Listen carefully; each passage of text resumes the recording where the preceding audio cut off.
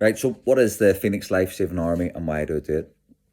Well, the Pheniks Life Saving Army is a one-day CPR pop-up event which visits primary schools, and we teach from reception all the way through to year 6 CPR.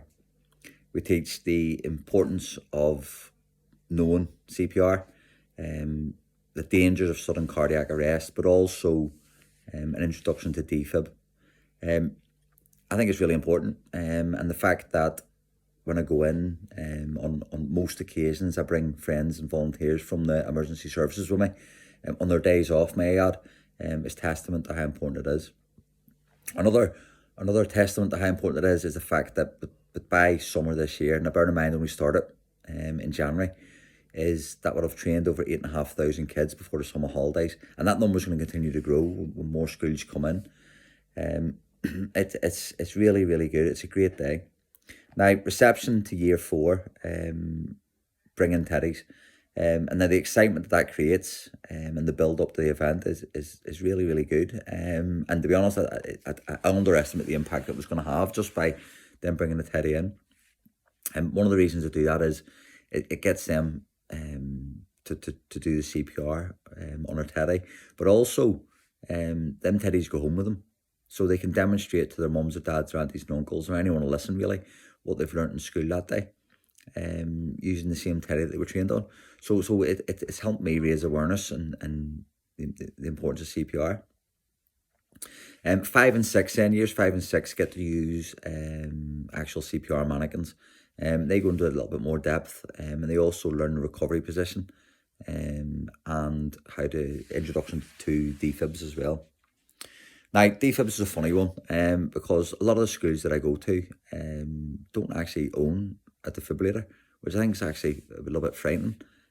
Some of the schools that have been told have maybe 7,500 kids in the school, and they don't own a defib. So therefore, at drop-off and pick-up time, there's potentially 1,500 people cutting about that school. And one, they don't have a defib for the school, but two, they don't know who the closest one is. Which is part of the homework that I give the kids as well. So not only do they get the one day, they go home with homework. And to be honest, the teachers and the staff at the schools are pretty good at making sure this homework is done. And the first one is to tell everybody what they've learned, to help me. The second one is to learn a postcode. The amount of kids that don't know what a postcode is, never mind what their own is pretty high. Now, the house number and street name is usually enough, but I think with guidance from the emergency services, the postcode is really important because it speeds things up. The second piece is something that I would never have thought of, and it was brought to my attention by a police officer and a firefighter in regards to gaining access to people's houses. Now, as you know, throughout lockdown, COVID, and everything else, some of the firefighters and police have been sent to sudden cardiac arrests, or suspected sudden cardiac arrests, and the amount of times that they've got to the house and there's been a small child on the other side that doesn't know how to open the door, B, doesn't know where the keys are, or C, doesn't know how to open the ground floor window, and it's wasting time. Time's really important, along with knowing where the closest defib is. Now, just as a reminder, maybe for most of you, is that for every minute that passes after a sudden cardiac arrest, that CPR is not being administered or there's no defibrillator, your life expectancy diminishes by 10%. So that 10 minutes will soon get eaten up. First of all, waiting for somebody to actually do CPR. Secondly, know how to open a door, or window. Thirdly, someone to go and get the defib. So 3 simple steps are going to help save lives. Now, people will say, "Oh, primary school kids aren't strong enough to do CPR." So what? They may not be able to achieve the 5 to 6 centimeters or 3 inches for the older ones amongst us of chest compressions, but it doesn't matter. If they have someone with them that is strong enough, and they can show them, they can even go home showing people what they've learned and maybe possibly guilt people into actually learning something about it. But secondly, the amount of people that have been in touch saying, my son and my daughter's come home and they've showed me this, and I've actually gone and done a refresher, or I've read up again and reminded myself and revised myself on stuff that I learned maybe 2 years, 3 years previously. That's the point, you know.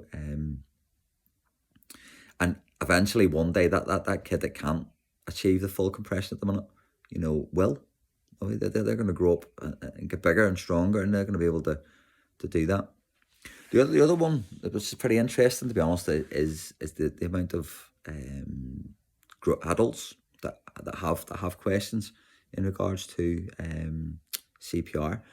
And one of the ones that's a little bit frightening to me was the fear of actually doing CPR in case you hurt somebody or you break ribs and stuff. Now, to be honest, that person that you're doing CPR on is dead, so you can't get any worse than dead. So you smash them ribs up and you try your best to do it.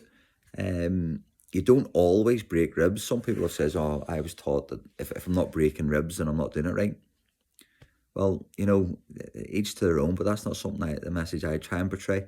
There's no such thing as bad CPR as long as you're doing something and trying to compress that heart and get that blood moving, then you're doing something right. So just try your best is the message, really.